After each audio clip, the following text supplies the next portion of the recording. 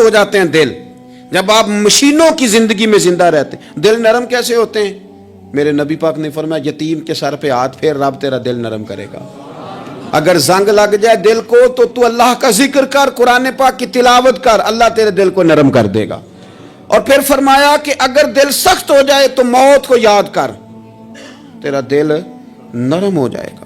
اچھوں کی صحبت اختیار کریں تو دل نرم ہو جاتا ہے۔ قبروں کی زیارت کریں، جائیں کبھی اپنے شہر کے قبرستان میں، غور کریں کہ وہ چودھری صاحب لیٹے ہیں، یہ علامہ صاحب لیٹے ہیں، وہ فلاں بہت بڑے افسر لیٹے ہیں، وہ دیکھو وہ میرا عزیز لیٹا ہے۔ وہ ہارون رشید نے کہا حضرت داؤد تائی سے نصیحت کر دیں، تو فرمانے لگے باپ کدھر ہے تیرا؟ کہا حضور قبرستان میں، اماں قبرستان میں، دادا نانا بڑے بھائی سب قبرستان۔ فرمایا میں کیا نصیحت کروں؟ او پئیاں دس دیاں نہیں قبراں جنہاں تے پھول پے، ادھروں کوئی بھی نہیں آمدا، تے ادھروں لکھاں گئے، تے سہ جوڑ سنگت دے ڈٹھے، سہ جوڑ 100 سال کی دوستیاں، سہ سال سنگت دے ڈٹھے، او تکو آخر وتھاں پئیاں، او جنہاں بعد جسی پل نہیں سنجیندے، ایک پل نہیں سنجیندے، پھر وہ شکلاں بھی یاد نہ رہیاں، سہ جوڑ۔ کہا یہ کوئی کم ہے دل کو نرم کرنے کے لیے؟ تیرے پاس موت کا تذکرہ قبروں کی زیارت کو تھوڑی ہے؟ یہ چیزیں دل نرم کرتی ہیں، یاد نرم کرتی ہیں چیزیں دل۔ سختی طبیعتوں کی، مزاجوں کی سختی، دوسروں کے بارے میں ڈاٹے جذبات، ہمارے رویے ڈاٹے، ہماری طبیعتیں سخت۔ حضرت عبداللہ ابن مسعود رضی اللہ تعالیٰ عنہ نے ایک شخص کو جنازے کے موقع پہ ہنستا ہوا دیکھ لیا، فرمایا آج کے بعد تیرے ساتھ کلام نہیں کروں گا۔ جس کا جنازہ دیکھ کے بھی دل نرم نہیں ہوا اور قبرستان دیکھ کے بھی دل نرم نہیں ہوا، وہ تو سخت دل بندہ ہے، اور سخت دل بندے سے دوستی کبھی نہیں رکھوں گا۔ میں تو درد دل والوں سے پیار کروں گا، تیرے ساتھ میں کلام نہیں کرتا۔ تو کس طرح کا شخص ہے بھائی جسے یہاں آ کے بھی ہنسی آ رہی ہے، مذاق سوچ رہا ہے؟ تو دل کی نرمی، میرے نبی پاک صلی اللہ علیہ وسلم نے نا دل پر، ہم نے نا کپڑوں پر بڑی محنت کی، ہم نے چہروں پر بڑی محنت کی، ہم نے اپنے ظاہر کو سنوارنے پر بڑی، ہم نے اپنے حق میں بڑے بڑے لفظ یاد کیے، بڑی کہانیاں یاد کی، پر دل کے لیے محنت، اس پر محنت ہی نہیں کی۔ اعلیٰ حضرت فاضل بریلوی کتنے بڑے عالم ہیں، 1000 کتاب کے مصنف، اور ان کے فتاوی موجود ہیں کہ جس بندے کا تلفظ ٹھیک نہ ہو، یعنی جو ضروری قواعد ہیں وہ قرآن پاک کے جس کو نہ آتے ہوں، اس کے پیچھے نماز نہیں۔ جو ہا اور ہا میں فرق نہیں کر سکتا، حمزہ اور عین میں فرق نہیں کر سکتا، وہ الفاظ کا معنی بگاڑ دے گا۔ لیکن اعلیٰ حضرت چونکہ صوفی ہیں، درویش ہیں، علم کے ساتھ تو ایک اور رنگ بھی بیان کرتے ہیں۔ وہ کہتے ہیں یہ نہ ہو کہ صرف تو حروف کے ہیر پھیر میں لگا رہے، صغرے کبرے ٹھیک کرتا رہے، دارابا یادرب کے چکر میں پڑا رہے، اور دل پر تو توجہ ہی نہ دے۔ فاضل بریلوی رحمۃ اللہ علیہ فرمانے لگے کہ 2 علماء نے قرآن ایک درویش کے پیچھے نماز پڑھی، تو مستحب جو قواعد تھے نا جن کے بغیر نماز، وہ ٹھیک نہیں تھے ذرا ان کے، تو وہ کہنے لگے دیکھا جی اتنے بڑے پیر صاحب ہیں اور ان کی تو قرات ہی ٹھیک نہیں، تلفظ ہی ٹھیک نہیں۔ حالانکہ لفظ تاثیر سے بنتے ہیں، تلفظ سے نہیں۔ لفظ تاثیر سے بنتے ہیں، تلفظ سے نہیں۔ اہل دل آج بھی ہیں اہل زبان سے آگے۔ انہوں نے کہا جی بابا جی کا تو تلفظ ہی ٹھیک نہیں۔ اعلیٰ حضرت نے لکھا ہے ملفوظات شریف میں، فرماتے ہیں پھر وہ نہ نہانے کے لیے چلے گئے نماز پڑھ کے فارغ ہو کے، تو وہ پانی میں اتر گئے تو شیر ان کے کپڑے اٹھا کے لے گیا۔ اب کتنی کو دیر پانی میں رہتے، نکلے بھی تو کیسے نکلے، شرم آتی ہے۔ مختصر لباس پہن کے وہ غسل کرنے کے لیے گئے تھے، اب پانی میں سردی، کتنی کو دیر بندہ پانی میں رہے۔ لوگوں نے آ کے کہا حضور وہ آپ کے مہمان تو الجھ گئے، بڑے بری طرح پھنس گئے، مہربانی فرمائے ان کو تو بچائیں، وہ تو سخت الجھن میں۔ کیا ہوا؟ کہنے لگے وہ شیر کپڑے لے گیا اور وہ پانی میں ہے، اب کچھ تو ہونا چاہیے۔ تو وہ بزرگ گئے، جا کے نہ دور کھڑے ہو کے شیر کو آواز دی، شیر کو۔ حضور کے صحابی تھے نا حضرت سفینہ، قافلے سے رستہ بھول گئے، ایک سائیڈ پہ ہو گئے تو سامنے شیر آ گیا۔ میں نے کہا ہے لیکن جب آ جائے تو، جب شیر سامنے آ جائے، جب سامنے آ جائے پھر پتہ چلتا ہے کہ یہ تو واقعی آ گیا ہے، پھر انداز اور ہوتا ہے۔ حضرت سفینہ کے سامنے شیر ہی آ گیا، مشکات میں شیر آیا. اب کوئی بھاگتا ہے, کوئی چڑھتا ہے درخت پہ, کوئی لکڑی اٹھاتا ہے, کوئی اسلحہ پکڑتا ہے. حضرت سفینہ فوراً بولے, کہنے لگے او شیر, ذرا خیال کرنا میں رسول اللہ کا غلام ہوں. پھر آکھیا شیر سفینہ تائی جا رہا یا راہ جاندے, او جڑے غلام رسول اللہ دے اسی غلام ہونا دے. شیر دو میں لاتا رستہ چھوڑ گیا. اور بابا جی بھی گئے, فاضل بریلوی کہتے ہیں شیر کو آواز دی, شیر دوڑا آیا. آگے کہنے لگے وہ ہمارے مہمانوں کے کپڑے لے گیا, تجھے شرم نہیں آتی؟ تو شیر کپڑے اٹھا کے واپس لایا. ان علماء کو, حضرات علماء کو کپڑے پیش کیے. جب ان کو پیش کیے تو پیش کرتے ہی بزرگ پھر فرمانے لگے, کہنے لگے مولانا تم نے لفظ سیدھے کیے ہیں, میں نے دل سیدھا کیا ہوا ہے. تم نے محنت کر کے نہ لفظ ٹھیک کیے ہیں, لیکن میں نے دل ٹھیک کیا ہے. دل پاک ہوئے تے پاک ہی ملدا ہے, تے بنا پاکوں پاک نہیں ملدا. سارے جسم دے دھوون نالوں ایک ٹکڑا دھولا ہے دل دا. حضرت سلطان باؤ رحمت اللہ علیہ فرمانے لگے دل کالے نالوں منہ کالا چنگا. دل کالے نالوں منہ کالا چنگا, جے کوئی رمز پچھانے.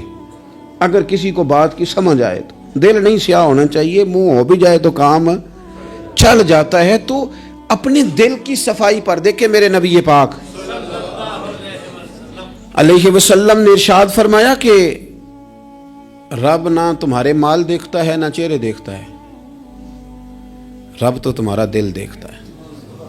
اور امام غزالی حدیث لائے ہیں, حضرت عمر فاروق رضی اللہ تعالیٰ عنہ فرماتے ہیں کسی نے حضور صلی اللہ علیہ وسلم سے پوچھا کہ رب آسمانوں میں کہ زمینوں میں؟ جلوے تیری ذات کے کو بکو ہیں, جدھر دیکھتا ہوں ادھر تو ہی تو ہے. اللہ زمینوں میں کہ آسمانوں میں؟ تو حضور فرمانے لگے رب تو بندہ مومن کے دل میں رہتا ہے, اللہ تو مومن کے دل میں ہے. مومن کے دل میں کتنا بڑا ہے وہ دل جس میں رب ہے, رب کی یاد ہے, رب کی محبت ہے. اس لیے حضرت عمر فرمایا کرتے تھے میں نے دل کی آنکھوں سے اپنے مالک کی زیارت کی ہے.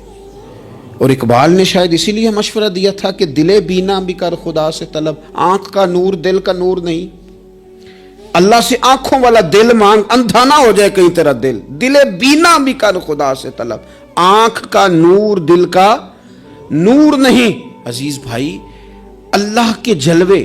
لیکن ایک بات ذہن میں رکھنا, کسی گلاس میں تھوڑی سی غلاظت ہو نا, دودھ تو دور رہا, شہد تو دور رہا, اس میں کوئی پانی بھی نہیں پیتا. تھوڑی سی غلاظت ہو اور آپ کی آنکھوں کے سامنے وہ غلاظت دھل بھی گئی, صاف بھی ہو گئی, شرعی تقاضے پورے ہو گئے, پھر بھی کچھ لوگ کہتے ہیں میری طبیعت نہیں مانتی, میرا دل نہیں مانتا. صحیح کہہ رہا ہوں میں؟ او بھائی اتنی سی غلاظت گلاس میں تھی اور سادہ پانی نلکے کا, تو اس میں پینا پسند نہیں کرتا. اور اگر دل غلاظت سے بھرا ہو تو رب کی محبت وہاں آئے گی, خدا اپنا قرب وہاں رکھے گا. کسی سے جلنا, کسی سے حسد کرنا, کسی کے بارے میں عداوت رکھنا, کچی بولیاں بولنا.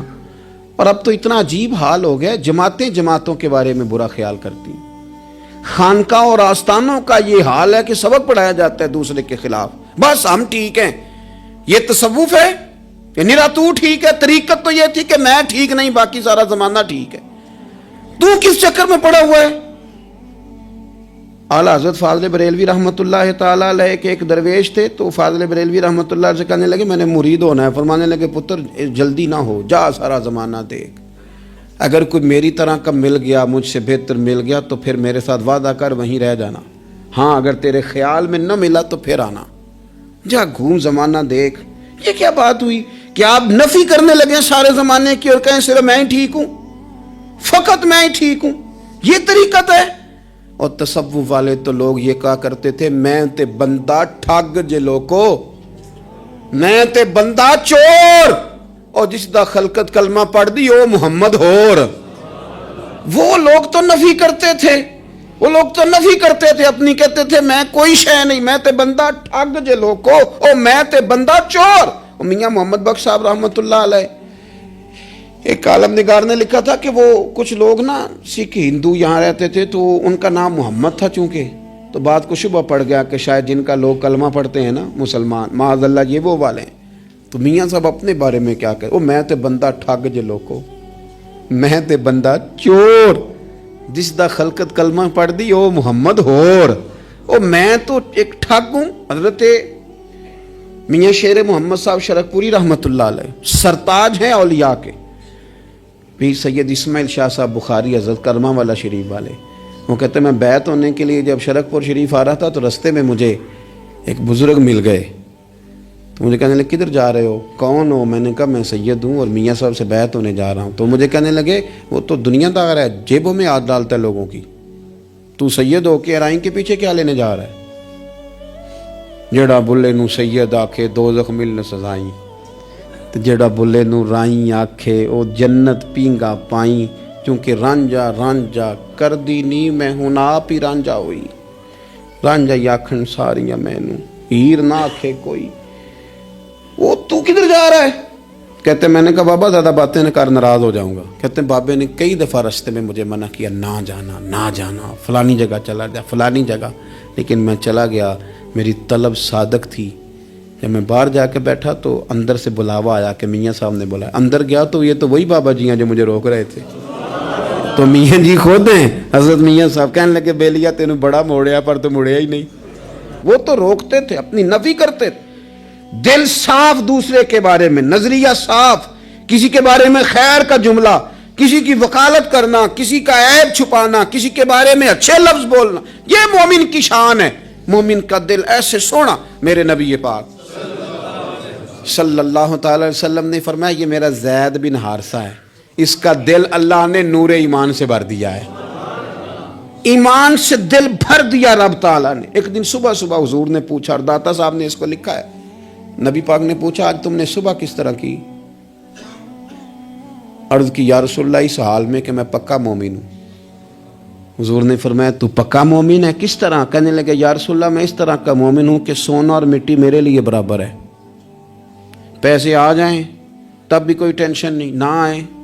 حضرت زید بن حارثہ رضی اللہ تعالیٰ عنہ عرض کرنے لگے اور سونا اور مٹی برابر ہے, کوئی پرواہ نہیں. تو حضور نے فرمایا تیرے ایمان کی دلیل؟ عرض کرنے لگے یا رسول اللہ میرے ایمان کی شان اور دلیل یہ ہے کہ میں یہاں زمین پہ بیٹھ کے نظر اٹھاؤں تو میری نظر اللہ کے عرش تک جاتی ہے. میں بتا سکتا ہوں کہ جنتی جنت میں جا رہے ہیں اور راضی ہیں, جہنمی جہنم میں جا رہے ہیں اور چیخ رہے ہیں, میں بتا سکتا ہوں. تو حضور نے فرمایا پھر اس کی حفاظت کر, پھر اس جذبے کی حفاظت کر. جب دل صاف ہو, نور ایمان سے بھرا ہوا ہو, علم لدنی کب آتا ہے؟ علم لدنی نیک آدمی کو ملتا ہے. جب بندہ متقی پرہیزگار ہو نا, ناجائز نہ کھائے, ناجائز نہ دیکھے, ناجائز نہ بولے, تو پھر اللہ تعالیٰ اسے علم کا نور دیتا ہے. جو لوگ کہانیوں میں الجھ جاتے ہیں نا, زیادہ باتیں کرتے ہیں, زیادہ گھومتے ہیں, زیادہ سازشی عناصر کا شکار ہوتے ہیں, ان کے تو حافظے کمزور ہو جاتے ہیں, یاد ہی نہیں رہتا, باتیں اتنی کرتے ہیں پتہ نہیں سویرے کیا کہا تھا, دوپہر کو کیا کہہ رہے ہیں. جب انسان کا دائرہ کار تقوی والا ہو پھر اس پر علم کی روشنی کھلتی ہے, پھر دروازے کرم کے کھلتے ہیں. اپنے دائرے محدود کر لیے جائیں.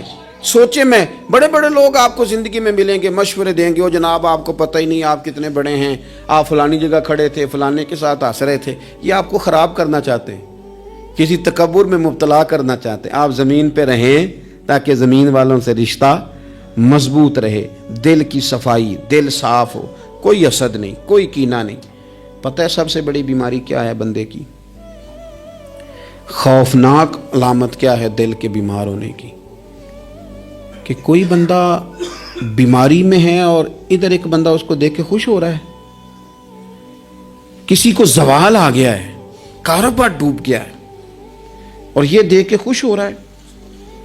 مر گیا ہے اس کا دل, مردہ ہے, اندر کوئی دل نہیں. آپ یعنی ایک بندہ رسوا ہو گیا اور یہ خوش ہو رہا ہے, دیکھا میں نے نہیں کہا تھا.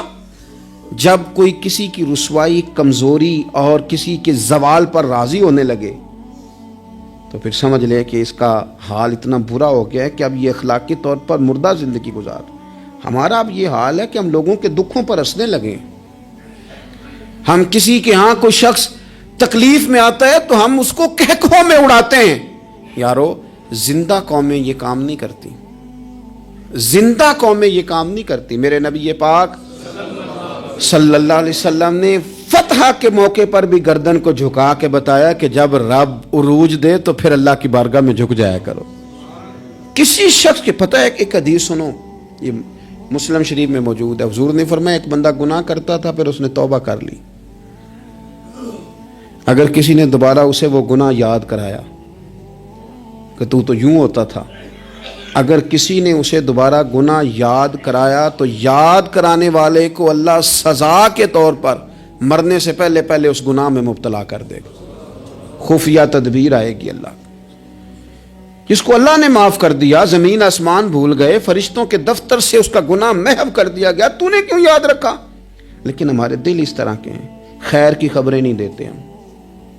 ہم خیر کی خبر نہیں دیتے، مثبت بات نہیں کرتے. ہمارے رویے دوسروں کے بارے میں سخت ہیں. یعنی بہو سے داماد سے اختلاف ہو گیا، پھر اس نے معافی مانگ لی، پھر ہم نے معاف کر دیا، پھر 1 سال کے بعد دوبارہ لڑائی ہوئی تو پچھلی بات دوبارہ یاد کرنی چاہیے تھی. اس کی تو معافی دے دی تھی آپ نے، لیکن آپ نے پھر یاد کر لی وہ بات. اس کا مطلب ہے آپ نے صلح کی تھی، دل صاف نہیں کیا تھا. دل جب آپ صاف کر لیں تو پھر معاملہ ختم ہو گیا. پھر آپ پھر نکال پھینکے ساری چیزیں. مسند امام احمد بن حنبل میں حدیث ہے، حضرت انس بن مالک رضی اللہ تعالیٰ عنہ کہتے ہیں میں بھی بیٹھا تھا، حضرت عبداللہ ابن عمر رضی اللہ تعالیٰ عنہ بھی حضور کی بارگاہ میں بیٹھے تھے. نبی پاک صلی اللہ تعالیٰ علیہ وسلم نے فرمایا ابھی ایک شخص تمہارے پاس آنے والا ہے، تیاری کر لو، آنے والا جنتی ہے. کہتے ہیں ایک شخص اندر داخل ہوا تو سادہ سا بندہ، داڑھی سے پانی کے قطرے گر رہے، جوتے ہاتھ میں پکڑے یا بغل میں دبائے، وہ آ گیا، حضور سے بات چیت کی، چلا گیا. ہم بڑے خوش تھے کہ کمال نہیں ہو گیا جس کو حضور نے دنیا میں جنت کی بشارت عطا کر دی. اگلے دن اس نے اتفاق، ہم اسی جگہ اسی حال میں بیٹھے تھے کہ پھر محبوب نے فرمایا بھی ایک بندہ آنے لگا، جنتی ہے. کہتے ہیں وہ بندہ آیا تو دیکھ کے حیران ہو گئے، یہ تو وہی کل والا ہی بندہ ہے.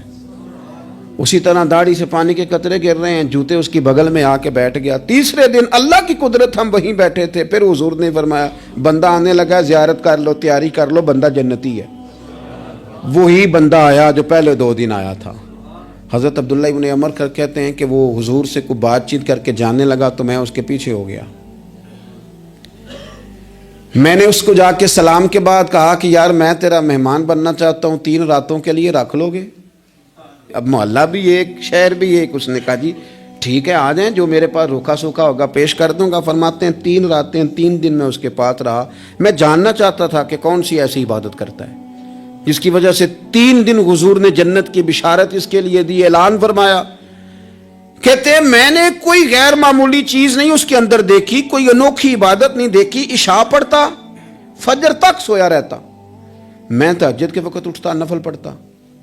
3 راتیں یہ ہوتا رہا. ہاں جب وہ کروٹیں بدلتا تو اللہ اکبر کہتا، باقی وہ سویا ہے، فجر میں اٹھا ہے. صدقہ بھی وہ خاص نہیں اس نے دیا، خیرات بھی میں اس سے زیادہ کرتا رہا، مجھے کوئی خاص چیز نظر نہیں آئی. تیسرے دن میں جانے لگا تو میں نے اسے کہا یار سن، مجھے کوئی ضرورت نہیں تھی تیرے گھر میں قیام کرنے کی، میرا گھر قریب ہی ہے.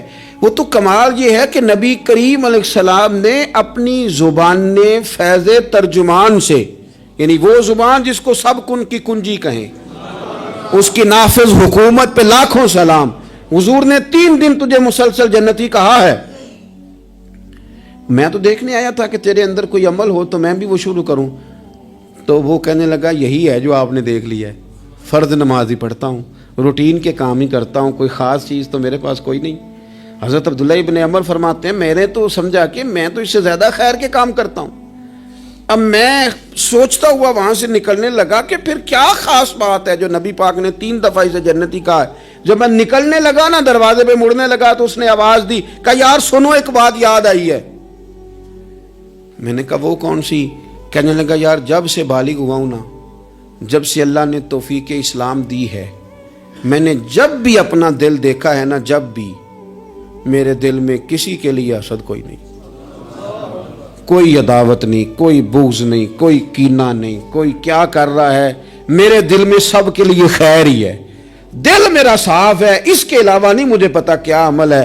حضرت عبداللہ بن عمر کہتے ہیں پھر مجھے سمجھ آ گئی ہے، یہ جو تیرے دل کی صفائی ہے نا، یہ بنیاد بن گئی ہے جس کی بنیاد پر نبی پاک نے تجھے 3 دفعہ جنت کی بشارت عطا فرمائی ہے. دل، آپ دل میں میل کچیل رکھ کے نفل پڑھنا، عبادتیں کرنا، ریاضتیں کرنا، صدقات دینا زیادہ نفع بخش نہیں ہوتا۔ دل صاف ہونا تو تھوڑی عبادت بھی کام آ جاتی ہے۔ یہ حدیث بتاتی ہے کہ دل صاف ہو تو تھوڑے صدقے بھی زیادہ نفع کر جاتے ہیں۔ دل پر توجہ دیں۔